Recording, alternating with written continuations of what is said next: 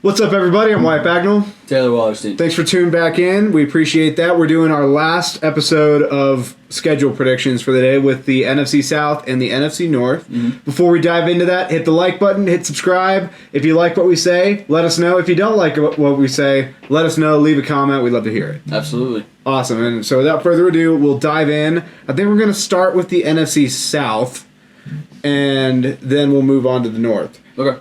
Which team do you want to start with? Let's go Falcons.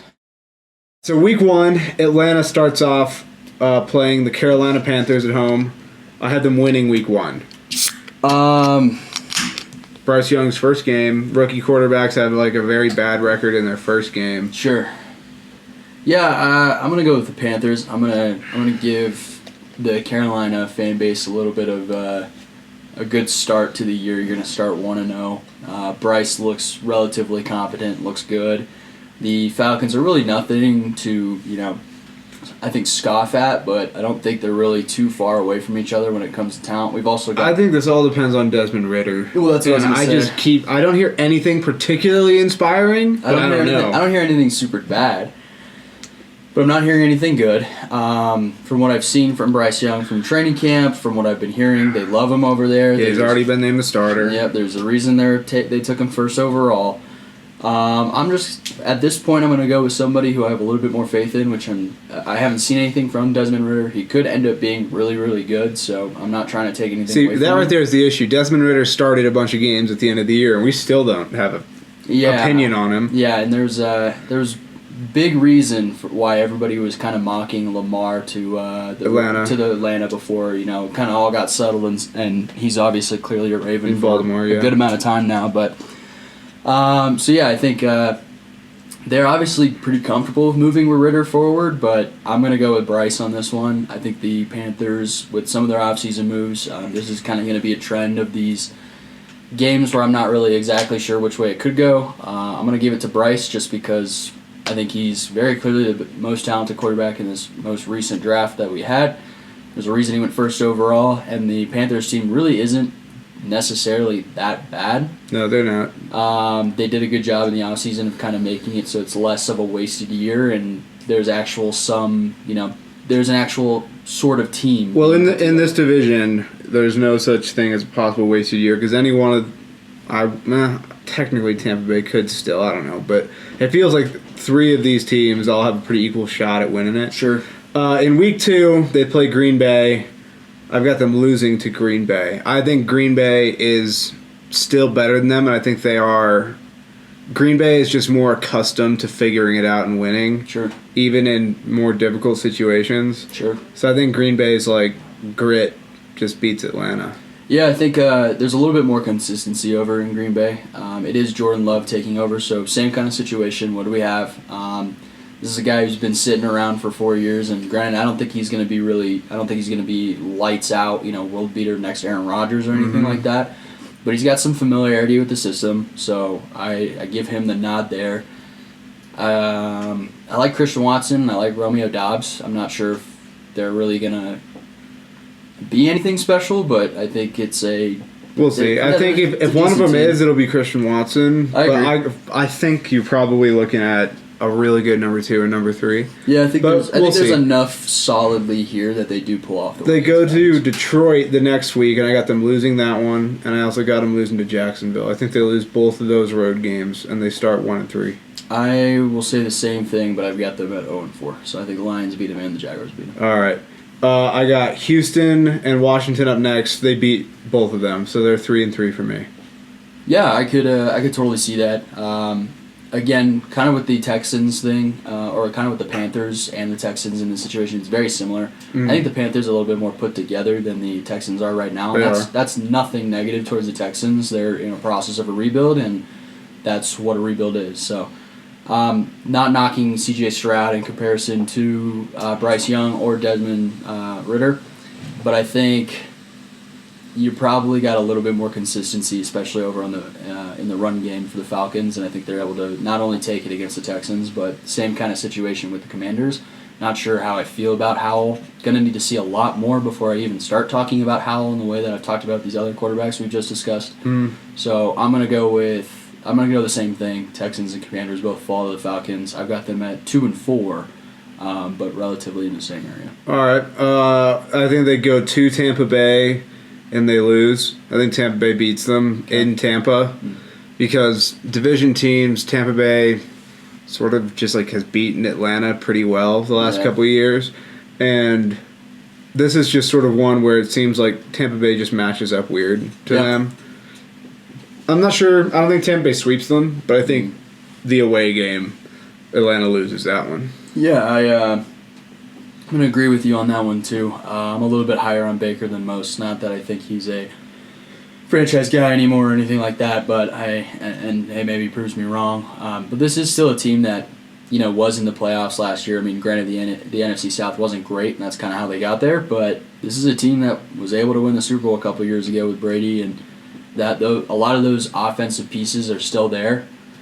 If Baker can play a good game of getting it to, Godwin, Evans. Mike Evans. I think this is the year Mike Evans' 1,000-yard streak ends, too. I think it's very possible for sure, which would be a bummer just because of the excellence that he's. Well, it's funny because like a bunch of the 1,000-yard years, if you look at them, he clears 1,000 yards by like under 10 yards. Oh, really? Yeah, like multiple years, like 1,001 yards, 1,003 yards, 1,010 yards. It's like, ooh, you got close that time. Yeah, it's like basically forcing it in the last couple of games. Like, let's get him 250 yards in the last 2 weeks. So that he can get it. So Atlanta goes from Tampa to Tennessee and Minnesota. I think they lose both of those two. I think so too. So I got them at 3-6 before they beat Arizona and go into the bye 4-6. I got them 3-7. I will give them the Arizona win as well too, but just the Panthers game is really what's holding them back. All right, so the bye week, 4-6, 3-7. I think they beat New Orleans out of their bye. I think New Orleans is better than them, but not that much. Sure. And I don't know, man. There's something about I'm just not particularly inspired by New Orleans right now, even though I think that they're not. I don't think they're a bad team. I just think that there are going to be games in here where Derek Carr plays weird, Dennis Allen doesn't do anything special, and I don't know. I think the Falcons are actually more talented on offense than the Saints. Okay. And I think that in that game, they managed to beat them. And again, when they're close, I have them splitting, so I have Atlanta winning the home game against New Orleans. I'm going to give the Saints the nod here. Personally, I don't think Derek Carr is anything special. I do think he's an average quarterback and maybe on the tail end of being an average quarterback and might be looking more at a veteran kind of backup role coming up soon. I think this is probably his last chance to go anywhere, and we'll see if that happens. I don't have high hopes for that. But what I will say is I do like the Saints, and I do think their roster definitely has a lot of good pieces still. That defense is pretty good. I'm going to go with the Saints here. I think I'm excited to see Olave. I think he's actually going to have a big year 2 jump, and I would say Michael Thomas is going to play. But Michael Thomas will play really good for 3 games. I was going to say, I feel like I've never seen him play a football game in the past, 5 years. So, personally, I'm going to give it to the Saints, and I just got a little bit more faith in them, and they're a little bit more put-together team than, it really comes down to, especially at Week 12. All right, is Ritter the guy or not? And if Ritter's not the guy, my answer, we're gonna know by then. I think he's not, but I don't think he is either. But I think he's not going to be anything terrible, especially because there's going to be a lot of emphasis on the run game for them. Yeah, they're a run-based offense. So as long as he's able to, keep it clean and play, solid football, I think he'll be fine in some of these games. But I'm going to give the nod to the Saints on this one, so they're at 3-8 for me out of the bye. All right, so. They go to the Jets. I got them losing to the Jets pretty easy. Got them winning the Tampa Bay home game. Like I said, I got them splitting. I'll give them the split against Tampa Bay. And then at Carolina, I think they lose that one. I'm going to give the Panthers a sweep, actually. All right. Yeah. I got them losing to Indy, losing in Chicago, and then losing in New Orleans. So I got them finishing on a bit of a skid. Yeah. Some of that is just my rule of I don't think these teams are far across, so I just gave them the losses on the home games in their division, and that's 2 of the 4 games right there. Sure. But I still think that the win total itself is about right for Atlanta, which for me is 6 wins. Yeah. I will give them the, like we said, the split against the Bucs. I think that's actually likely impossible to happen. I'm going to give the Panthers the Carolina win. the sweep. Yeah, Yep. Carolina's taking I got a split between all three of them. Okay. And then I've got I'm actually going to give Atlanta the win over the Colts because I just don't really see it from the Colts. I see the Colts and the Panthers as being the exact same team. I think they're so. both run teams. I think that the difference is, if it's a run team, Anthony Richardson's existence makes the Colts the more dangerous run team. Sure. They go him, Jonathan Taylor, running behind guys like Quentin Nelson. Absolutely. And it's I the think defense that's going to be the thing in that game, I think. Yeah. And also, allow me to, real quick. Part of the reason I got them losing to Carolina and Indy later in the year, too, I think by then Bryce Young and Anthony Richardson and those teams have figured out how to make it work well enough. Maybe they're not great teams, but they're at least not like identityless teams. Sure. And I think that that's enough to beat Atlanta if you're of a similar skill to them. Because I would take, even if you're not sold on any of them, I'd take Bryce Young and Anthony Richardson over Desmond Ridder. I think so. I think that's fair. I am completely unsold on Anthony Richardson, and that's strictly just because I made the talk about this when we talked about the AFC South. It's just every year we get a guy who's got this crazy bonkers potential, and what really strikes me is that like people who should be rooting for this guy, Florida fans, are genuinely confused as to where all this came from. No, I get that. My thing is, even if he's not overhyped, he at least has some special traits, and Desmond Ridder has literally none of them. And completely understandable. Desmond Ridder came out in a QB class where everyone was like, ooh, I wouldn't touch it. Yeah, and came out in the fourth round. And even from the start with the projections for Anthony Richardson, the floor was like the bottom of the first round. Yeah. And those other dudes, it was like, wouldn't touch him until round 3. And that's completely fair. Again, I guess it comes down to, while I do think Anthony Richardson does have, the ability to become the starter for this team. I think he could be Justin Fields this year, essentially, like where he just runs a lot. I think he ends up becoming a Justin Fields level guy maybe after his second year. Because I think, and this is more about the Colts than it really is about Anthony Richardson. Like, we've been talking about this for what feels like a year and a half now, maybe 2, of there's just no weapon over there. And granted, is there a weapon over in Atlanta other than the running backs? I would say yes. Who?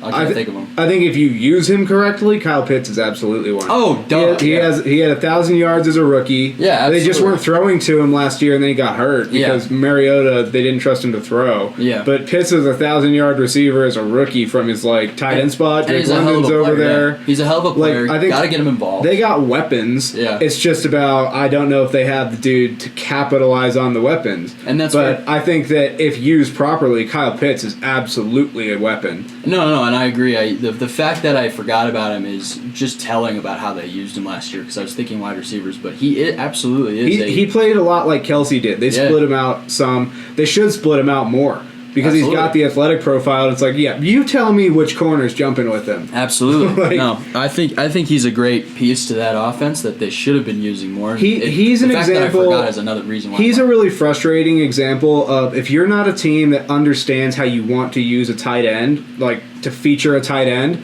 don't take those guys because you're wasting him. Yeah, especially as early as they did. Yeah. There's been a lot of talk about trade rumors even with the guy. And fine. Just don't send him to Kansas City. Don't send him to Kansas City. Send him to Cincinnati. That'd be great.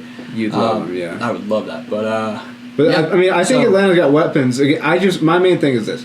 I don't know how I feel about, number 1, Desmond Ridder, and number 2, who the hell's their coach? I can picture his face. It's the most boring face. Is it Arthur Smith? Yes. Yes. I don't know how I feel about him. He came from Tennessee where they're a really power run team and stuff like that. I don't know if that's what he wants to be, but it feels like there's a cap on this offense. I agree. But overall, I think I landed on a close to correct record for the Falcons at 6-11. I could see them getting as high as 9-8, 8-9, depending on how the teams in their division are looking. Sure. But I don't think you're looking at a team that's getting to double-digit wins. Yeah, I'm going to be nice and give them the Colts win. I'm actually going to give them the Bears win too. Same kind of conversation that we just had about the Colts, so I won't rehash. And then I'm going to give the Saints a sweep over them. So I think I've got them at 5-12. So relatively in the same area. I don't think it's going to be a real great year for them. I don't see much from this team that really inspires me. I do think some pieces are absolutely there that they could take advantage of, and if they get the right guys in there, they get the right coach potentially. If they were the ones, not the guy, they were the one team where my attitude was, if they can get Lamar Jackson, they should. Oh, 100%. Because he's a run threat, helps their team, but also we talked about Kyle Pitts. Yeah, exactly. Yeah. Mark Andrews is highly utilized in Baltimore. Yep. Kyle Pitts should be utilized in the same way. And I'm with you on this that. is the one team, and it really is the only one where I was like, okay, they should think about it. Yeah, and I actually felt the same way. And when they came out and they're like, we're not actively pursuing Lamar, I was genuinely like, why? Like, I mean, I think the answer was you have to give up so much, and then you got to pay him, which is fair, and then you got to hope he doesn't get hurt. Yeah, it's a lot. There's a lot of things, but they were the one team where it's like, if somebody's to do it, they're the one where I'm not going to be like, what are you doing? I would have at least put out some calls and put out some feelers if I were them. I'm sure they did. Yeah, which I'm sure they did, but I wouldn't have just said, nah, we're not interested. Yeah. But it is what it is. And but that's fine. So the Tampa Bay Buccaneers. Yeah, this is, I don't think this is going to be an awesome year for them. So yeah. I'm just going to rattle off the first 4 games going into their bye week real quick. In Minnesota, lose, but there's a chance you can always take a game week 1. Sure. Chicago, lose. Philly, lose. In New Orleans, lose. I'm going to give them the win over the Bears, but that's the only one I'm going to do differently than you. I do think that the Vikings, maybe they come in and they could pull something off, but to be completely honest Week 1's freaky, but this is about essentially who you'd favor on logic. Yeah, but. And if I'm putting in a parlay of every game that week, of a money line winners bet, I would feel very uncomfortable if I was betting on the Buccaneers. I feel comfortable betting on them almost any week. So coming out of the bye week, they face Detroit, and they lose that game.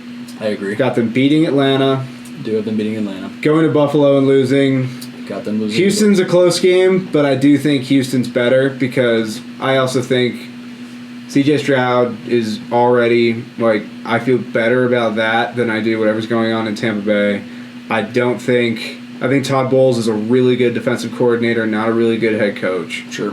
And I just think Houston fights harder. I think Houston's got a lot to be fighting for, especially with DeMeco Ryans. I think that's we've talked about this already, but I think that's one of the best coaching hires from this past cycle. Yeah. So I think the locker room and the culture is going to be very win oriented. Even if they're not winning, they're going to feel a lot like the Lions when the Lions weren't like. Yeah, they're going to be a lot of close games. I think so too. That being said, I'm actually going to give it based off talent alone, and I think the Buccaneers. I got to give them a couple wins somewhere. And Bears and Texans do feel like the place that they can steal a couple wins. Yep. Tennessee and San Francisco do not.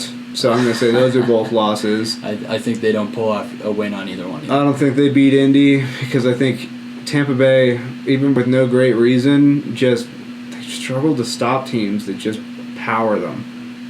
That's going to be the Colts' game. I'll throw it out to the Tampa Bay Buccaneers on this one as well. They beat the Colts, but we're running out of wins. I think they beat Carolina in Week 13. It's the first time they faced Bryce Young. Carolina's defense or Tampa Bay's defense is talented enough. Yeah. But the first time they face him, especially because they know the Panthers pretty well already, I think that the first time they face Carolina, they're able to steal it off them. Yeah, I actually believe the same thing. I think that defense is what pulls them to victory on that one. As long as Baker isn't doing anything that actually shoots them in the foot in a game like that where the defense can take over and he's just getting it done where he can, then they can pull that off. I will say that I do believe they split though. Yeah, I know, me too. Yeah. So going to Atlanta, I got them losing in Atlanta. Me too. Losing in Green Bay. By that time it's cold, and I think Green Bay is more likely to have found a stride than Tampa Bay later in the year. Yeah, I agree. They got like I said, they got a little bit more consistency over there. Jacksonville, they lose. Yep. New Orleans, they lose. And then in Carolina, they lose. Yep. So I got them 2-15. I was nice and gave them a 4-13 record. I think you gave them 5. You gave them Chicago. I gave them Colts, Panthers, Texans, Bears, and I cannot. One of the Falcons games. And, one. Yep. So I gave them 5-12 record. So on the same par as Atlanta. All right. Which I think is actually very accurate. Yeah, I think this is a team that wants to be bad, essentially. Yeah. Or at least the higher-ups do. I think they really want Caleb Williams or Drake May. I wouldn't be surprised, especially with the offense that they have. They'd also be a team like we discussed at Arizona. There might be benefit to Arizona, even if they're that bad, just not taking one of those guys and just trading it for a haul. Mm-hmm. This would be a team that would be more interested in being there to take the guy. Yep. So, I think that's. I think it's very possible that happens. I think it's also wise of any team if you realize it's not your year and you know the guys that are coming in that next draft are considered really good. You should consider just like having a yard sale. Absolutely. And just going for that. Oh, absolutely. But yeah, so I don't think it's going to be a great year in Tampa Bay, but we'll see. The Carolina Panthers. All right. I'm going to do just this first little clump right here. So in Atlanta, home against New Orleans, in Seattle and Minnesota, I got them losing all 4. I've got them beating the Falcons. I'm going to give the Saints the win. I'm going to give the Seahawks the win. I'm going to give the Vikings the win. All right, so I got them 0-4. You got them 1-3. Yep. I think they go to Detroit and win. I'm going to give it to the Lions. Yep, I think that. And we're going to find out really quickly if I've given the Lions basically every game, and then when we get to the NFC North. Yeah, exactly. They're going 17-0. I was very measured. So at Miami, if they lose this game, they're just not ready yet to get in a firefight with Miami. I think they're on the right track, but I think Miami is just going to be able to kind of do what they do. Yeah, Miami's they're just a little bit ahead. So going into the bye, I've got them at 1-5. I've also got them at 1-5. Okay, so but just different. So I'm invoking the 2012 Redskins here, so Houston, Indy, and in Chicago they win all 3, and they're at 4-5. I agree. I got them losing to Dallas. Yep. Then they beat Tennessee. Interesting. I have Tennessee winning that game because it's what I said during the because it's what I said during the Titans video. That's what I said during the Titans video. I do think this is a game that the Titans could drop, so it's not a situation of it's impossible. Yeah. I'm just gonna go with the team I wouldn't say prefer, but more logic based. I'd say okay, Titans. A little bit more put together. If they are playing Will Levis, that's a different story. I don't think they're more put together. I think that they have Derrick Henry and DeAndre Hopkins. Yeah. I think that their O-line is still, not awesome. Transition. The Panthers' D-line is better, and their front seven's better on the whole. So I think they got a pretty good chance of bottling up Derrick Henry to some level. J.C. Horn's a good corner if he's healthy. Jeremy Chinn's a good safety. I think they got a good chance of not letting Tennessee score a lot. I think it's a lot more even than it seems on paper. All right, and so then at Tampa Bay, I got them losing that one.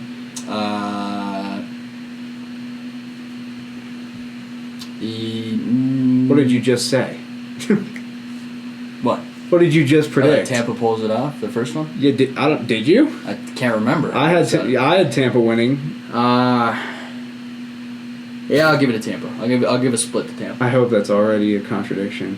Yeah, I really hope that was that quick that I can't even remember what I'm putting down. Yeah, exactly. So as of right now, have really bummed me out. So as of right now, I've got them at 5-7. Yeah, I think I've got them. You got them one less. Yeah, I was gonna say 4-8. Yep. Yeah. All right. So then at New Orleans, home against Atlanta, and home against Green Bay, I see them winning them all. Yeah, could throw that. Okay. Throw it that way. So now I've got them at 8-7. Yeah, and then 7 and 7 for me. Probably. Yeah. Got them going to Jacksonville and losing. Or 7 and 8. And then something like that. Going to Jacksonville losing, and then beating Tampa Bay. Yeah. And so I've got them even after starting 0-4 and 1-5. I got them finishing 9-8. I've got them at 8-9, so just the inverse of that, and by no means is that a bad thing. That could be enough to win this division, to be completely honest with you.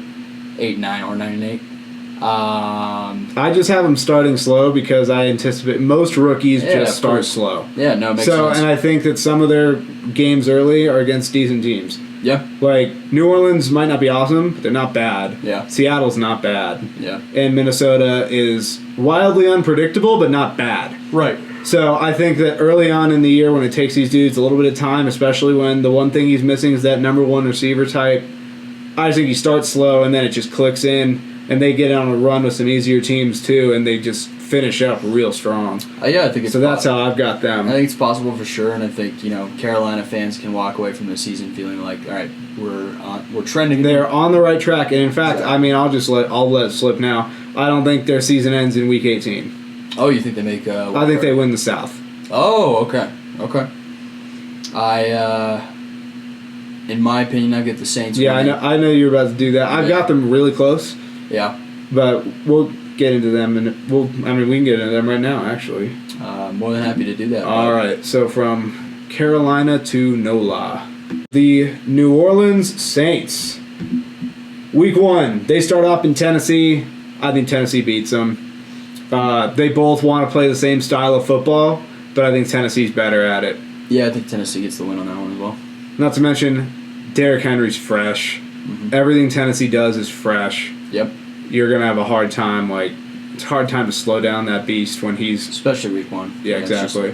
Yeah. So then I got them going to Carolina, going to Green Bay, and home against Tampa Bay. Win. Yeah, I was going to say the same thing. So 3-1 to start. I've got them losing in New England because I think that those two teams aren't that different. But again, I think New England's just better at that style of football. And Bill Belichick's way better than Dennis Allen. Agreed there. And Derek Carr, this is where it starts to come in. I'm like, okay, Derek Carr is not going to have a great time against the New England defense when his weapons are not all that elite on offense. Sure. Because Kamara, we don't know if Kamara has any type of suspension to serve. We don't know. I mean, Olave will probably be number 1 next year. We don't know if he's actually a great one. I mean, we know he's good. Right. But we'll see. I think New England just has the right mix to give New Orleans issues early in the year. I got them going to Houston and winning, though. Yeah, I was gonna say once I looked at the schedule again, I was gonna give it to the Saints over the Patriots, which actually, now that I think about it, I think I might have done already. I have no idea. I don't keep track of yours. I know. Like I said this multiple times, but then I was just like, we're halfway through. It's like I should write all this down. But personally, at this point of the decision-making process for me, whether I contradict myself or not at this point, he's been swayed to the Patriots. I'm just gonna open up to it. No, I'm gonna go Saints on this one. Oh, really? Yeah, I'm going with my gut. I don't want to overthink it. I'm gonna go with the Saints strictly just because the Patriots really don't inspire as much. I mean, neither do the Saints, to be completely honest. But assuming there's no suspension to be served by Kamara, assuming Olave is at bare minimum a really good 2. And Michael Thomas is good enough to get a corner to cover him. I think you're in a position where you could kind of steal this one, and then you go into Houston and you win that one as well. And then kind of have a comfortable little run here where this is kind of where I think they start not running away with the division. Right now? But yeah, kind of starting off hot. And I think they lose to Jacksonville. That's what I'm going to say is then they run into Jacksonville and they lose there. You got them beating Indy. I have them beating Indy and the Bears. I got them losing to the Bears and the Vikings. I'm going to give the Vikings the win over them as well. So going into the bye, I've got them 5-5. For me, I've got them a crisp 8-2. So I've got them winning the games that they're supposed to be winning. If they are a well-run franchise, which to be fair they are.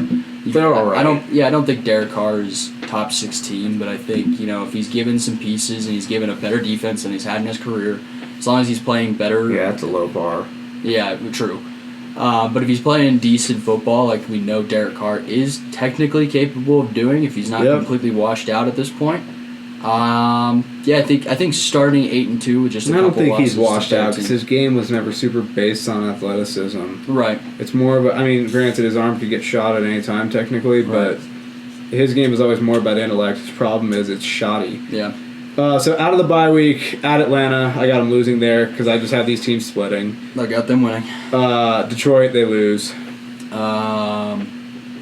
They lose to Detroit. I got them losing to Carolina at this point in the year. I do. I'm losing to Carolina. And then this is one of the ones where I just think that the Giants catch them on the skid. I think it's possible. I will. I'll give the Saints the nod based on how the season's going. I think they're fine, but they are. They went from 8-2 to 9-4, so it's kind of getting a little bit more rocky. All right, and then they get a nice little get-right game against the Rams. I think they beat the Rams. I got them winning in Tampa Bay and sweeping Tampa because they swept them even when the Bucs were good. Yep, same thing. It's the same thing of like some teams they just don't match up. Yep. Tampa Bay just has a problem with New Orleans. Yeah, and this is the Yeah. This is over multiple regimes, too. Yep. And then Week 18, I got them beating Atlanta. So I got them finishing 8-9, one game back of the Panthers. I'm going to have them losing to the Falcons at the end of the year, going 11-6, and winning the division. But like I said, the Panthers are a rising threat in that division, and this is just the opportunity based on the actual division that they are in right now, that this is probably the best the Saints are going to get in this little era, and it's definitely going to be Carolina soon. My thing with this whole process is also just what I saw last year, which is even with difficult situations in terms of quarterback in Carolina last year, firing coaches in the middle of the year, they still fought their way back and were close in almost every game to almost win this division. And they really only lost DJ Moore. Right. And I think you plug somebody like Bryce Young in, I think that could be enough to do it. And even in the games where the Saints were winning last year, there was never a game where I was like, oh, wow, look at the Saints. No, yeah. So I think the Saints are a team that are just smack dab average at everything. And I think Carolina has a chance to be not far above, but slightly above average at multiple things. I think the Saints' defense will be good, but I think the Panthers' defense will be good too. I don't think the Saints' offense is going to be good. I think it might be all right. It'll be decent, but again, you're relying on health a lot with the Saints. Sure. With their offense specifically. Sure. More than other teams. And, I mean, we've seen in his career, even though Derek Carr's not at all a bad quarterback, but he's not a quarterback who does great with overcoming things. He doesn't cover up the problems very often. No, sure. So I think it's close, but I think in the end, Carolina just sort of roars back from a slow start and takes it from them. And I wouldn't be surprised, especially if they falter against some of these games that I have them projected to win. Personally, kind of a little bit of bias towards the Saints, not in any way that I'm actively rooting for them or anything, but Reggie Bush and Drew Brees in that Super Bowl was one of the first Super Bowls that I really sat down and just studied the game as opposed to going there as a kid to just party and hang with the kids. Yeah. I mean, I don't have anything against the Saints. I don't really have. Yeah, I got my stance on the NFC South on the whole is just aggressively neutral. I don't really care that most of them exist. It's all really mid, and the virtue of giving them the 11-6 record is mostly just because a lot of these teams I think are just beatable teams if the defense can hold them to 14 points and they put up 17.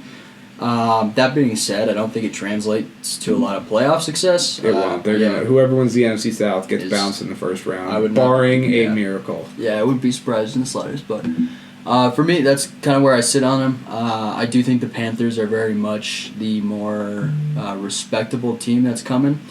They're definitely on the rise. They remind me a lot of the Lions a couple years ago of they very clearly last year we saw a lot of games that on paper they shouldn't have been anywhere near in, and they're either pulling off very close games or they're pulling off some wins that made them have to trade up to get the first round. My other thing that has me a little bit concerned about the Saints, specifically their defense, is it is an aging unit. It is getting where Cam Jordan is going into, I think, year 13 or something like that, year 12. It's 34. Demario Davis is on the older end, too. Yep. You're starting to get to the point with a lot of those Saints cornerstones on defense where it's they are exiting their prime. I mean, other than Marshawn Lattimore, Tyrann Mathieu's there, but he's also older. He's from the 13 draft, which is only 2 after Cam Jordan. Right.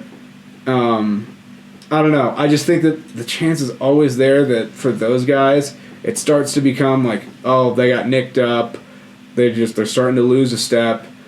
And there's not a ton else on the Saints defense other than and you don't have to have it when you have solid dudes in every unit. You just need guys that can complement them. Yeah, and I think that's absolutely. But I think fair. we're reaching the point where some of those guys that are the cornerstones of those units are about to age out. So we'll see. And I just think Carolina is. Again, I think a lot of teams in the NFC South are damn similar. Yeah, I do think they're all kind of in that same weight class. I just think the biggest difference between them is, in the Saints secondary, or in the Panthers secondary, for instance, you got J.C. Horn, Jeremy Chin, Von Bell, Shaq Thompson, Brian Burns, Derek Brown on in the front seven. I think their front seven is younger. Yeah. Also, and then I also here's the other thing. I think the coaching staff in Carolina is way better than New Orleans. I agree. I think this is kind of almost last hurrah level situation. Because like I said, this is the last year that I think with the Panthers and the trajectory they're on, I think this is probably going to be the last year that we see the NFC South kind of be in a flux situation where any team can win it. Carolina's about to assert. Yeah, I think Carolina's about to be top dog for a while. And even if I look at the weapons in Carolina, which we said aren't great, it's still like Adam Thielen, Terrace Marshall, DJ Chark, Hayden Hurst, Miles Sanders.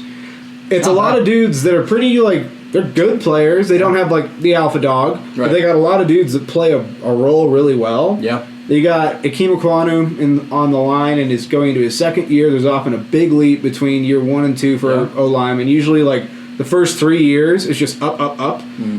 So, I don't know. I just think the way that the Panthers are trending, I think the Saints on their best day, they plateaued. Like, they are I just think they are what they are. That's fair. And I think Carolina is, like, just starting to climb the mountain. Or at least they're, like, they can, like, see the summit almost. We're like, oh, up, up, up. I'm gonna say the Panthers are just a year out on that. I think they're absolutely. You could be totally right, but the reason I picked them again is what you said by virtue of I think they're not running up against a ton of teams that can just, like, flatly out talent them. Sure. And I think Frank Reich's really smart. Yeah. There's a reason why Bryce Young was considered, like, consensus number 1. And their defense was already decent. This is a team that showed a lot of fight and no giving up. And I think that that's a combination of, like, a lot of people. We've mentioned the Lions a couple times. I think that they are better than the Lions were when they started their, like, reset. And I think that they're a team that will win some of the close games instead of lose them. I think that's fair. I think it's totally doable. All right. So that is the NFC South. And we will now move on to the NFC North. So week 1, the Chicago Bears start off with Green Bay at home. I think they beat Green Bay at home. I am going to go with the opposite. They do not pull that one off. All right, week 2, Tampa Bay. I got them winning that one too. I've got them losing that one. You're just too low on the Bears. The Buccaneers have literally nothing going for them. But I would still say I'm very low on the Bears. That's not exactly a hidden fact. No, it's not. Week 3, Kansas City, no shot. Yeah, I think they lose to both the Chiefs and then the Broncos. Denver beats them too. Yep. I think they lose at Washington also. I agree. I think they beat Minnesota at home because they were already giving Minnesota problems last year. I think they do not. They beat Vegas. I will give them the Vegas win. And I've got them beating the Chargers for a simple fact. Until I see different, if you can run the ball, you beat the Chargers. The Chargers can just never stop anyone from running the ball. It's flat out pathetic. They've lost to several teams that are way worse talent-wise because they can't stop them from doing the first freaking thing. I think that's fair. I'm going to go with the Chargers. Yeah, I know you are. Strictly because Justin Herbert. But I do respect the fact that absolutely, if you start running downhill on the Chargers, I said, I'm holding to my guns on the goddamn Chargers, and I don't trust you. That is completely fair. I respect that 100%. Bastards. Ugh. I respect it. And then, I mean, that Chargers game's 50-50. You know what? Okay. Just to be nice, I will say Herbert gets it done. But this is going to be a game that's going to, like, put the fear of God in Chargers fans, where they're like, why the hell? Going to lose this game? Yeah. And then I got them winning in New Orleans, like I already said. I think New Orleans is good at a couple things, but they drop games too. And I think that on an aging defense, if you're fast and can just run away from them, they will. I am going to obviously give the Saints. You already picked the Saints, I'm already going to give the Saints the win on that one. I'm going to give the Panthers the win as well. Yeah, I got Carolina beating them, I got Detroit beating them, and Minnesota beating them. So I got them splitting with Minnesota, I think. I got them splitting with Minnesota, and I got them going into the bye at 4-8. I will go ahead and give them the Minnesota split. Minnesota just finds a way to Minnesota it and just not show up to a game, especially, of course, at home. I think that's just hilarious. I've got them at a crisp 2-10. They beat Las Vegas and they beat the Vikings for a split. All right, so I got Detroit beating them out of the bye. I got Cleveland beating them, and then they beat Arizona, beat Atlanta, and then sweep Green Bay. Yeah, I'm gonna give them the Browns loss. I'm going to give them the Cardinal. I will give them the Cardinals a win. I believe I have the Falcons beating them, so I'm going to stick to that one. Try to contradict myself less and less every time we get through these. And then I will go ahead and I'll give the Packers split as well, where they go into Lambeau, end of the year. There's really nothing they got going on. I think at the end of the year you finally get that Jordan Love Father's Day tweet revenge of saying Happy Father's Day to the Bears fans, which makes no sense at all. It was a pretty funny one. Pretty funny when you think about it, for sure. Jordan Love, not starting off on the best foot in terms of the trash talk, that's for sure. Definitely not. But Wish Happy Father's Day. Wish Happy Father's Day. It's like, bro, come on, man. Whatever. I mean, that's neither here nor there. Just a rough look. Overall, you and Trying I to be that guy. You and I fall pretty differently on the Bears. Allow me to make my case. Okay. It's not going to matter because he's not going to listen. But no, I'm not. But I will pretend to listen. But here's the overall logic of it. Okay. If you're, I'll start with just Justin Fields because I don't love Matt Eberflus as a coach, or at least as a head coach. Justin Fields, when you show flashes in what is considered like unanimously like a god awful situation, that is a good like foundation point. And then they came in and their O-line is really solid. Their tight end is Cole Kmet. He's solid. They bring in DJ Moore, which helps a lot because it slides it. So you got DJ Moore, Chase Claypool, Darnell Mooney, Cole Kmet, Travis Homer, behind a good O-line. I think their offense is actually going to be like fairly decent, and it's just their defense that's the question. And really, when you look at their defense, they're pretty solid straight up the middle. It's just corners got to get addressed next year. And they're coming from a really low trajectory, but this is a team that is more talented than you think, and in a division that is fairly wide open. Like, for the most part, I don't think that there's not many teams in that division that are definitively better than the Bears. Sure. And not to mention, they get, like, the absolute gift of getting to play the NFC South. Which is, and I think the Bears squad is better than most, or at least half of the NFC squad teams, the NFC South squads. Sure.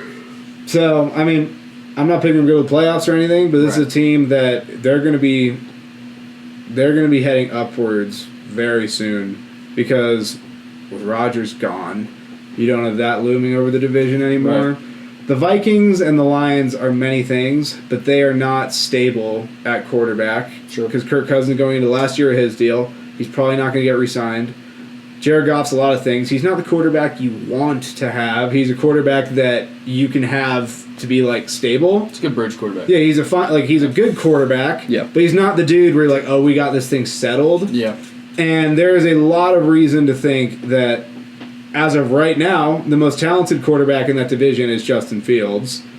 And then, again, it's not stated enough how when you have no weapons and no line and no anything, it's really hard to even flash. Sure.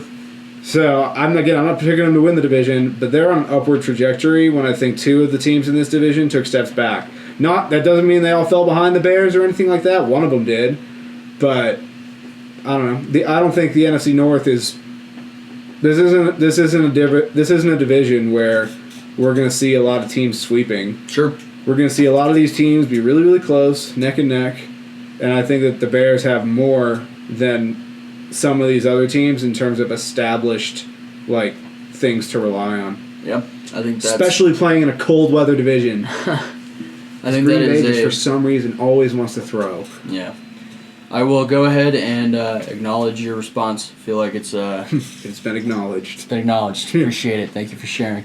But I will say, I have no faith in Justin Fields whatsoever. I think to counter what you've got going on, when you're an athletic running quarterback and your entire system is around, okay, just do whatever you can when everything breaks down, which happens a lot, and you get a lot of reps that allow you to do some crazy runs because he is an athlete. Not gonna sit here on my little tiny chair and my my dad bod and my 24-ounce Coors Light and say, oh man, what a fucking loser of an athlete. What a terrible athlete. Yeah, exactly. Dude's a hell of a runner. Dude's a hell of an athlete. I don't think being an athlete always transitions to throwing the ball very well, and until I see a quarterback who can take advantage of when everything falls around and run the way that he did while also stacking it alongside throwing very well.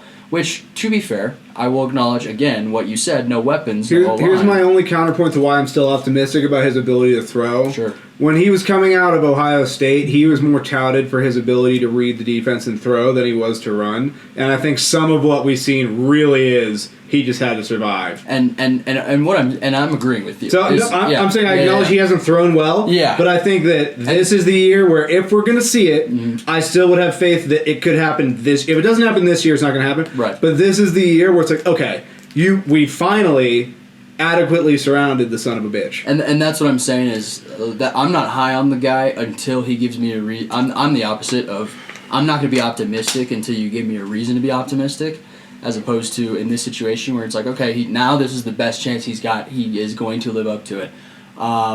Personally, I don't think he lives up to it until 6 weeks in and we're talking about him and he's doing a great job throwing the ball. Then I have to start eating some words. I think if they start 3-3, or even I think they could start potentially 4-2.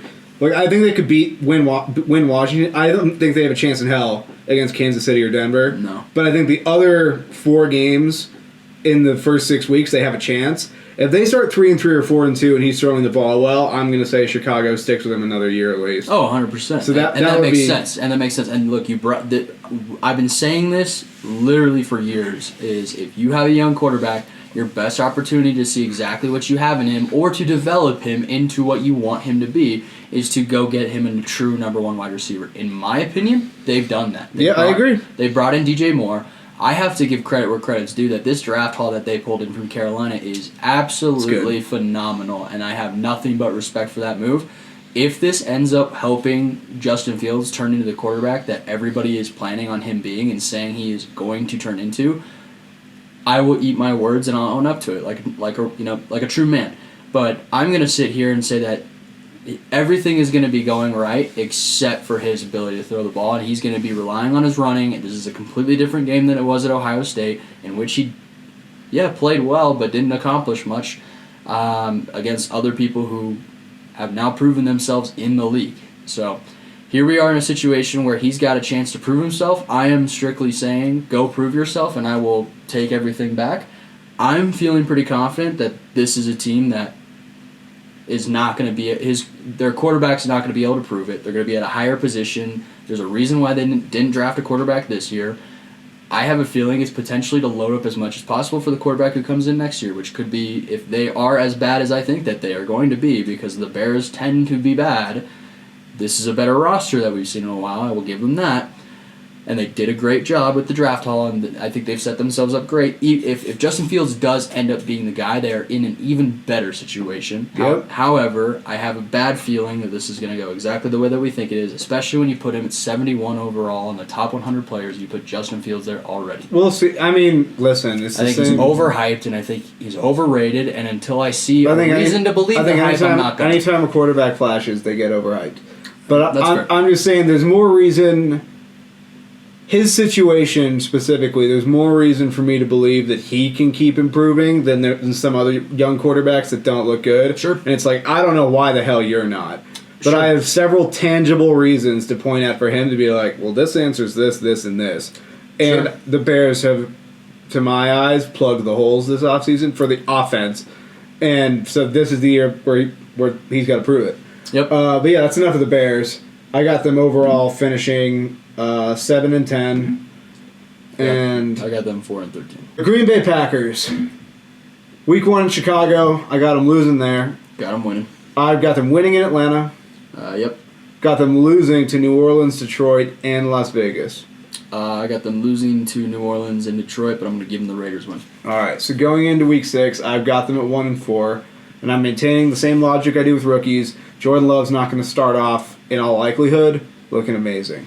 The only difference of opinion I have in that one is strictly, like I said a little bit earlier, he's been around the team long enough, and now, they know him already. He knows the offense pretty damn well. Yep. By just being able to hold a clipboard and study. Now it's just about getting chemistry with some of these guys who have been playing with Rodgers for the longest. I'll admit my reservations on this. I never know exactly how good a head coach is when he gets to walk into a situation that has one of the top quarterbacks in the league already there. Absolutely. So I'm still. I need to know what I really get in terms of value from Matt LaFleur. Yeah. And I'll admit, I don't think he's a bad head coach because there's not a bad head coach who can get his team to be that good. Sure. Because, I mean, look, Herbert's an elite quarterback, and Brandon Staley does a hell of a job. Hackett with that Broncos team is a great example as well. Yeah, exactly. So it's just like I don't think LaFleur's a bad head coach, but I am looking at the Packers this year to be like, okay, what are we really looking at in terms of where he places? I think that's fair. So again, I've just sort of got them starting off a little bit off, and then coming out of the bye week, I've got them beating Denver out of their bye week. I got them. I think I said the same thing, actually. Now that I think all right. I got them beating Minnesota the next week and the Rams. I will give them that as well. Okay, so right now I've got them 4-4. I've got them.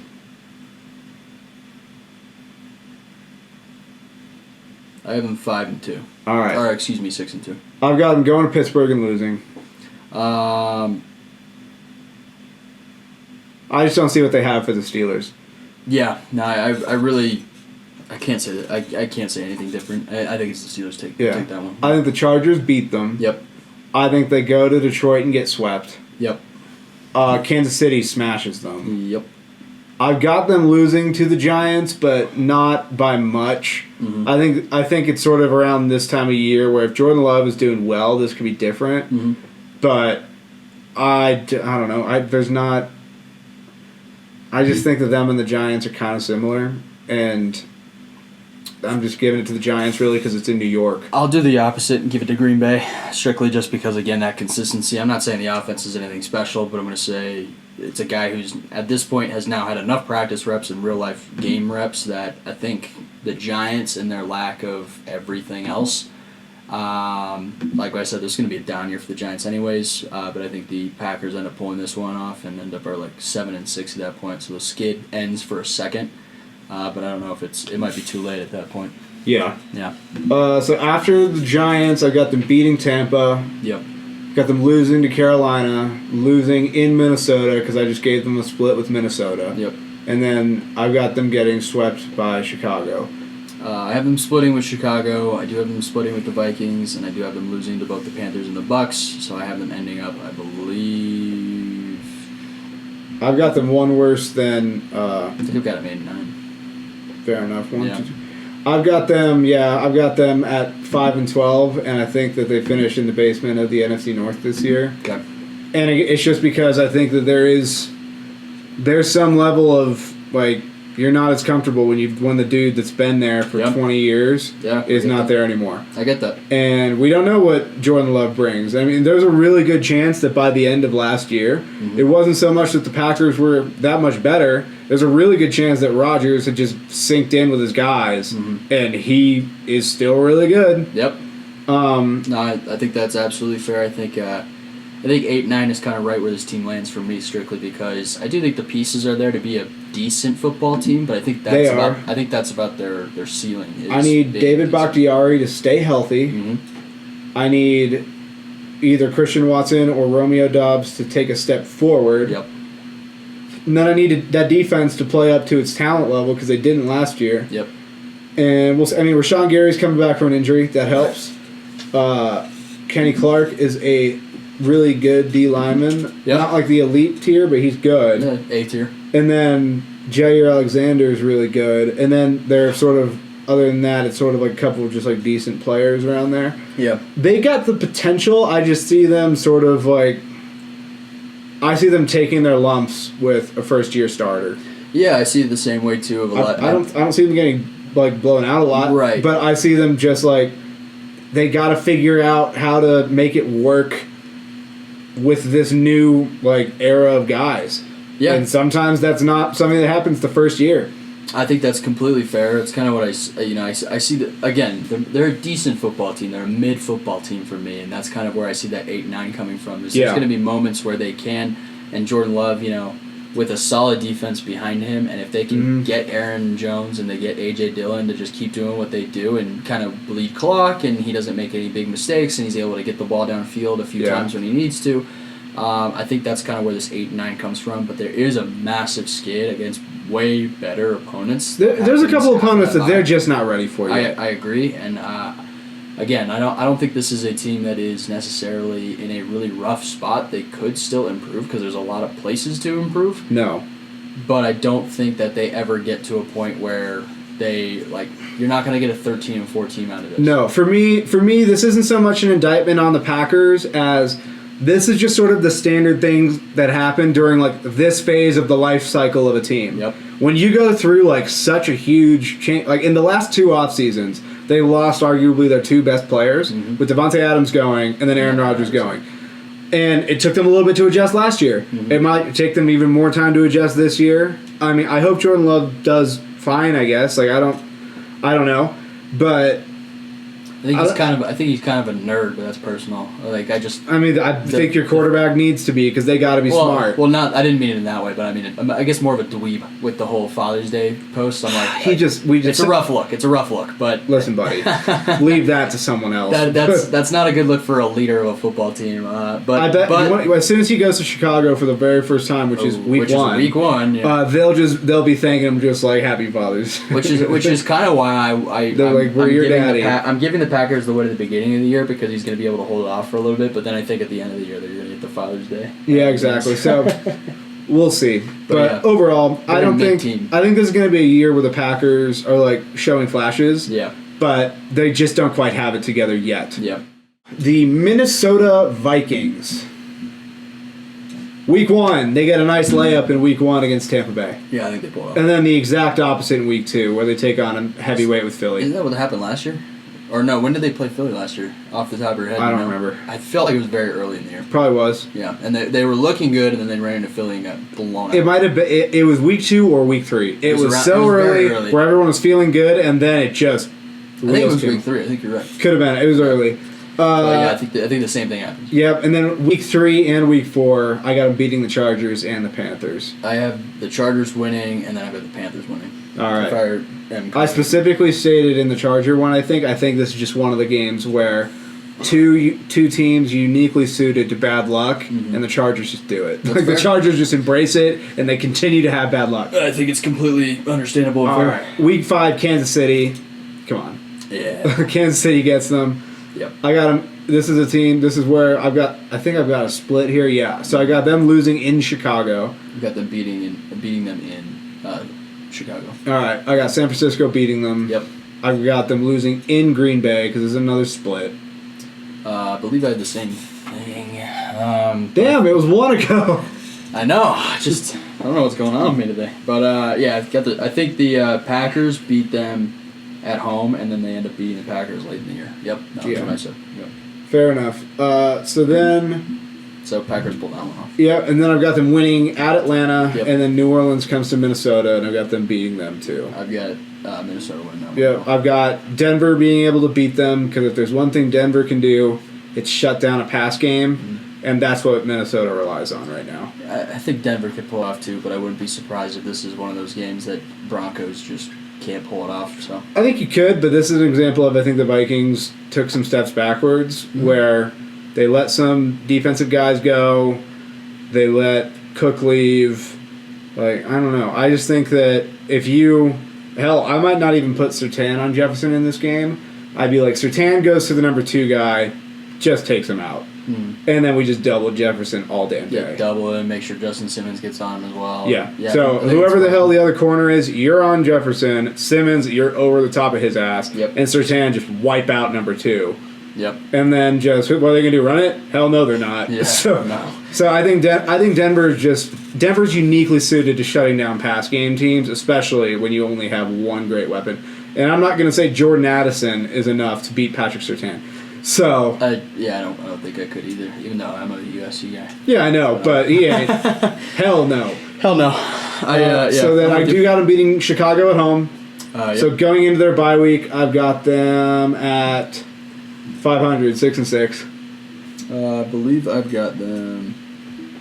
I think I'm basically the same spot as you. No, I have. You probably have them having one more win. I have them at 5-7 because I got the Chargers pulling that one off. But I think they're the same because I think you said that you have them beating Chicago. Yes, I have them sweeping Chicago, but I have them losing Chargers. So I think we are at 6-6. Yeah, so I think we're the same. Okay, so 6-6 for each.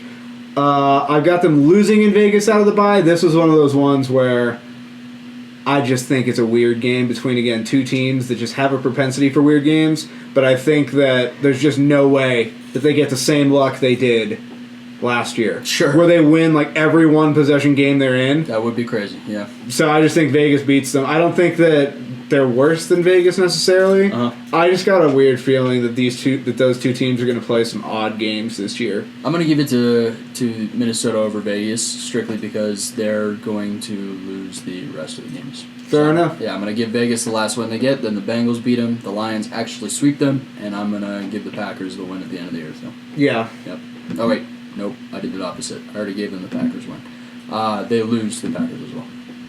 I'm retarded. Yeah, so I got them losing in Cincinnati. Mm-hmm. They win the home game against Detroit. Okay. They win the home game against Green Bay, Mm-hmm. and then they lose the road game. So again, I got essentially the entirety of the NFC North, other than like Green Bay in some scenarios, or I actually might.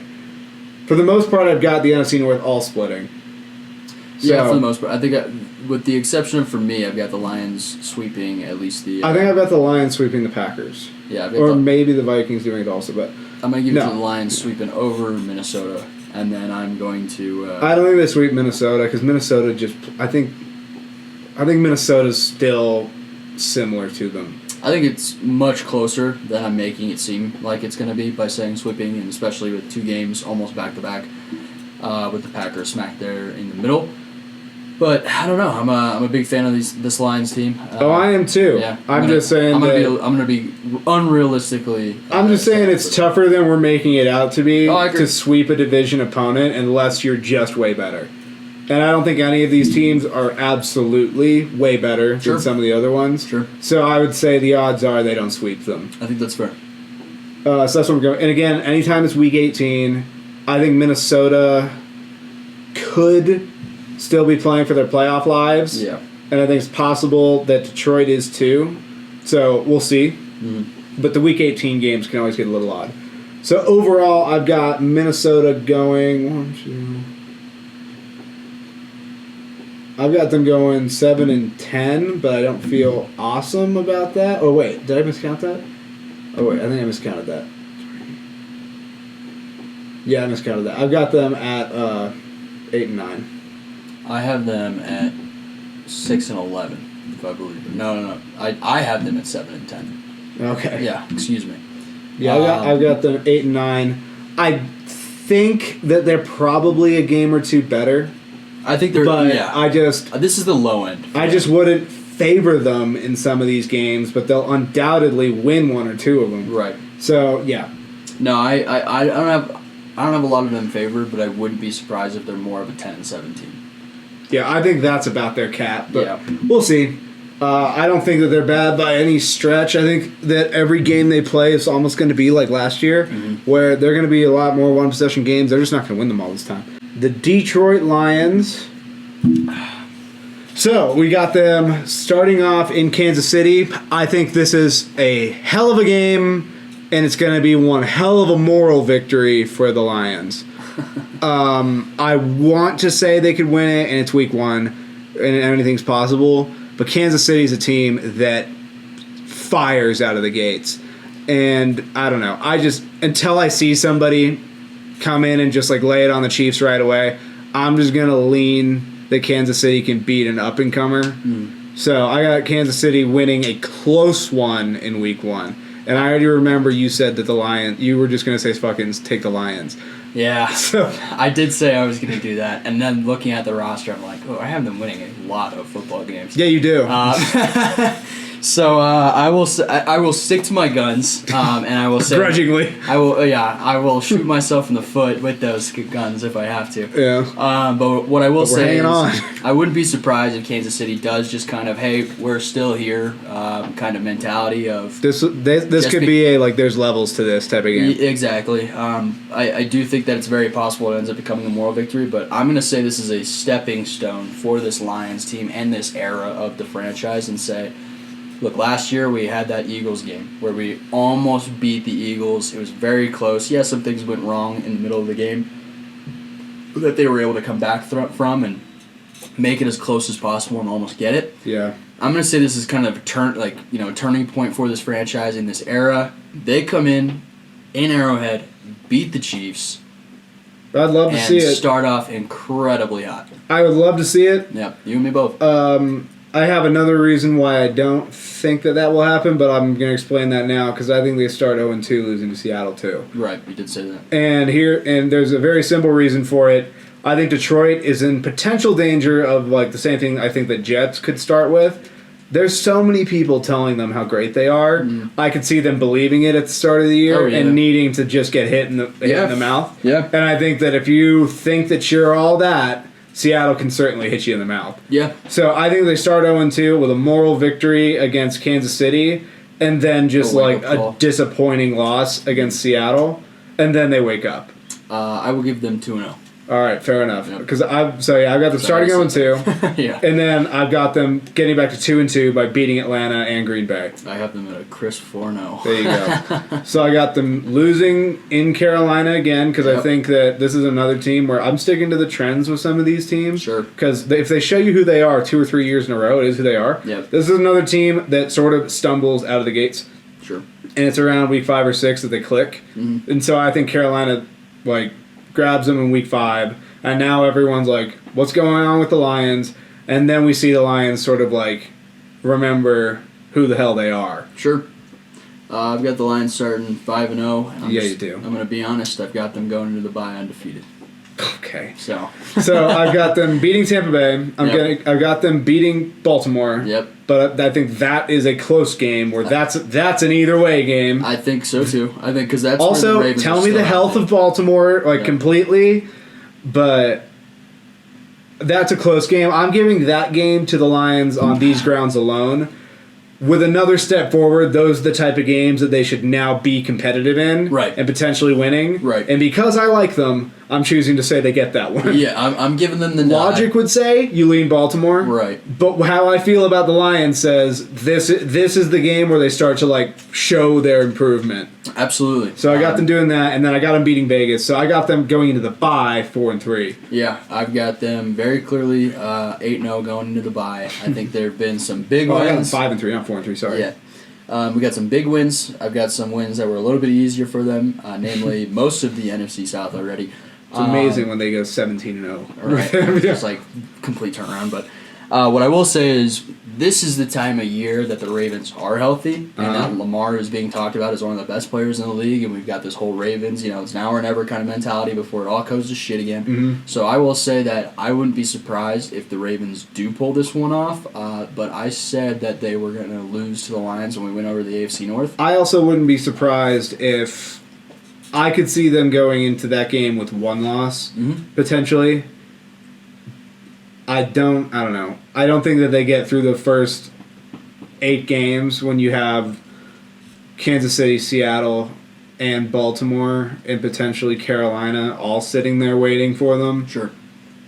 I don't know. I think they got a winning record. I'm going full bias. Yeah, fair enough. So we ended the AFC North with full bias. So coming out of the bye, yep. I've got them beating the Chargers for a very simple reason. And I've mentioned this before, the Chargers are not tough. And I think the Lions are tough and gritty and can just sort of shove up on them.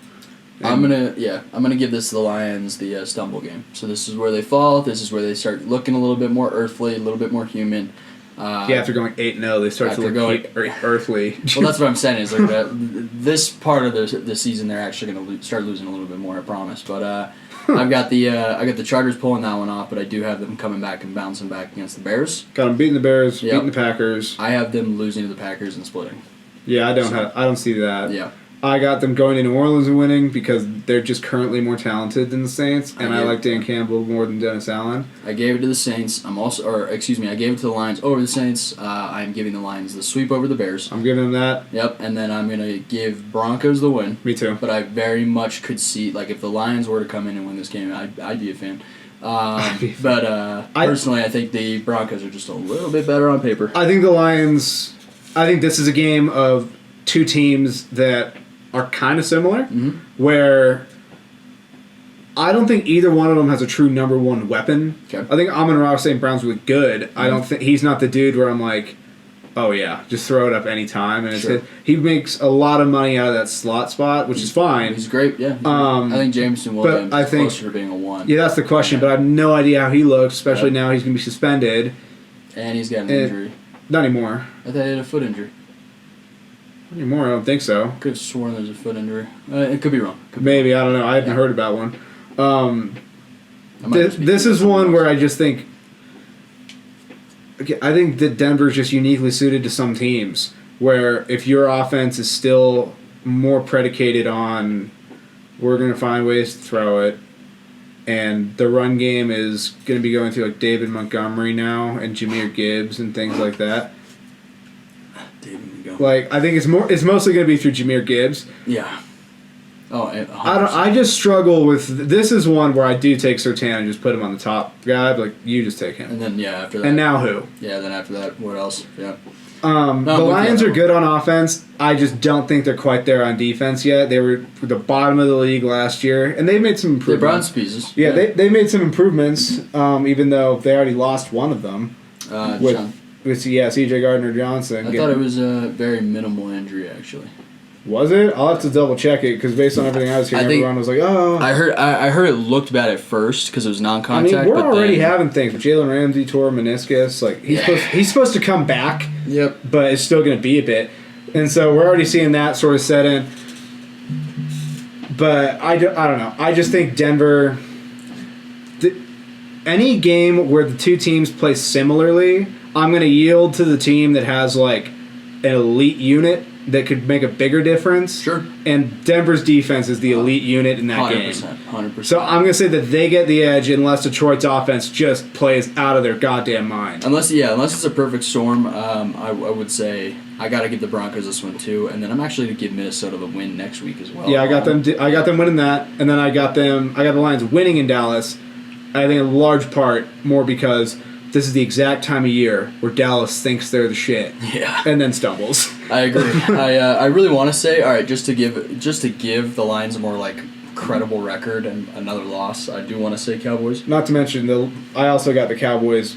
This is another reason I got the loss is they're coming off a brutal 4-game stretch of Seattle, Philly, Buffalo, Miami, and then Detroit. But I did say in the NFC East that the Lions do pull this one off, so I'm sticking with it.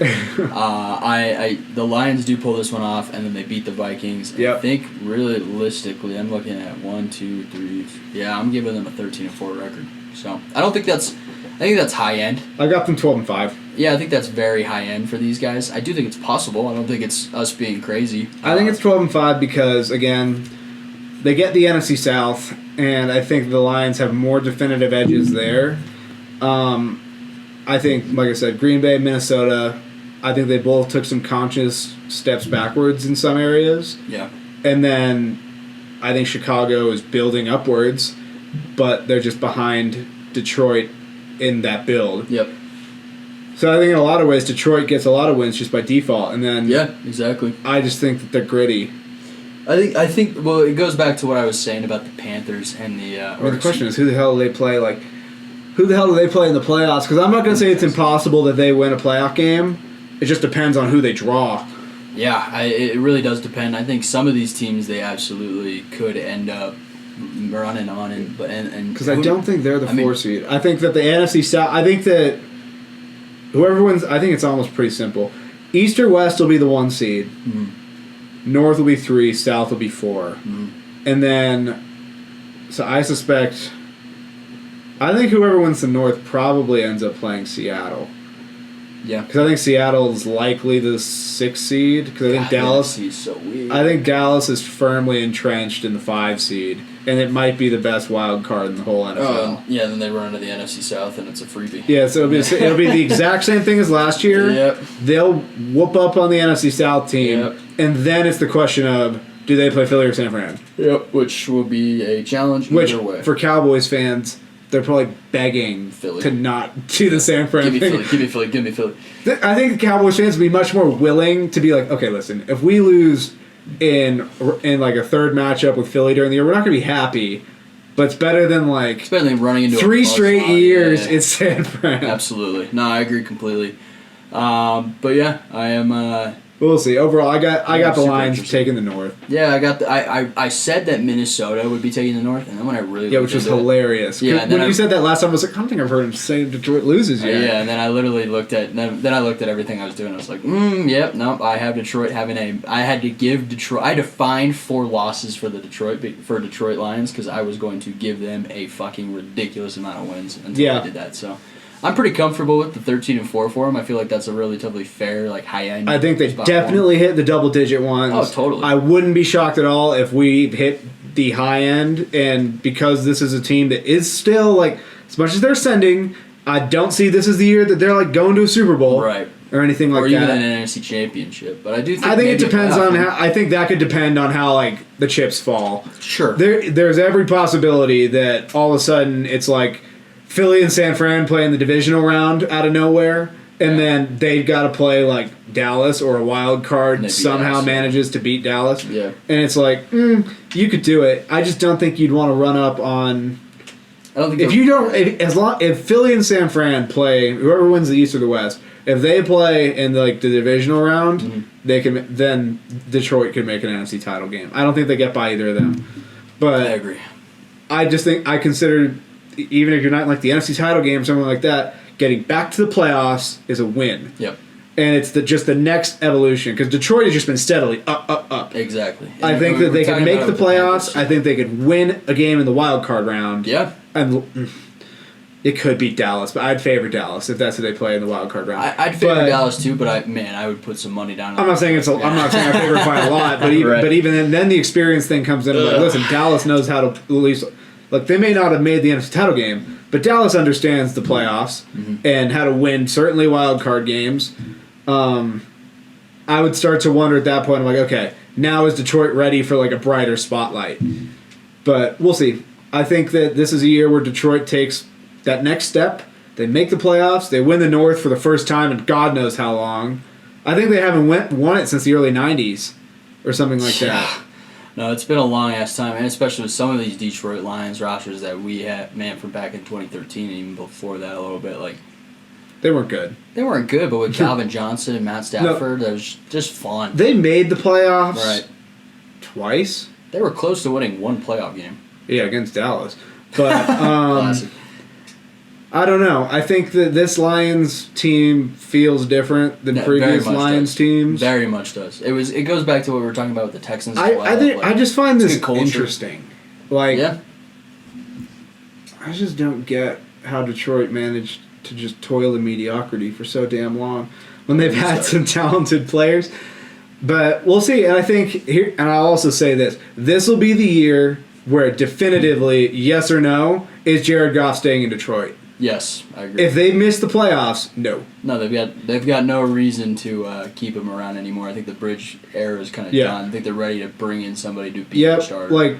Unless they make some massively deep playoff run and they essentially just put themselves out of the quarterback market by virtue of that. Right.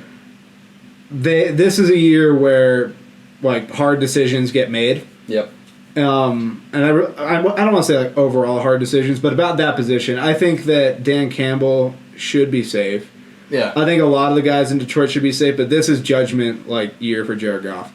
So, yeah, I think this is where he can prove, are you still that guy who took the Rams to the Super Bowl and almost got the ring? Yeah. Or are you one of those Joe Flacco type guys where, Derek Carr level? I think he's already shown to be better than those guys. Well, I think Joe Flacco now. No, I get that. Yeah. I'm just I think his... And no disrespect to Flacco, he does have one of the best runs in playoff history for a quarterback. Stat-wise. Thanks for reminding I'm sorry. me of that I'm sorry. But I had to acknowledge. Fuck you, Joe. Had to acknowledge. But... He was the weirdest quarterback. He never ever played good in a regular season, and then for some damn reason, in the playoffs, yeah, dude was a baller. Even against the Patriots, it's what the? He beat Peyton Manning in 2012. When? He beat 2012. I was at that game. Oh god, dude, I got so pissed. I'm not gonna. That was a cold game. Not gonna talk about it. Yeah, I'm no longer. That is a different Taylor. Go Bengals. Who day?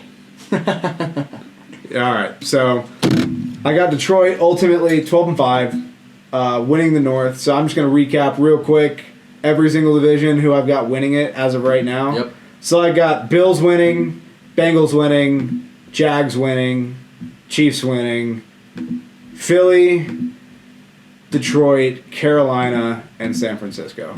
The only real things I have different from you is that I do have the Saints winning the South, and I have the Chargers winning the West. Because Oh, yeah, you do. Yep. Every year I say it. You and I are...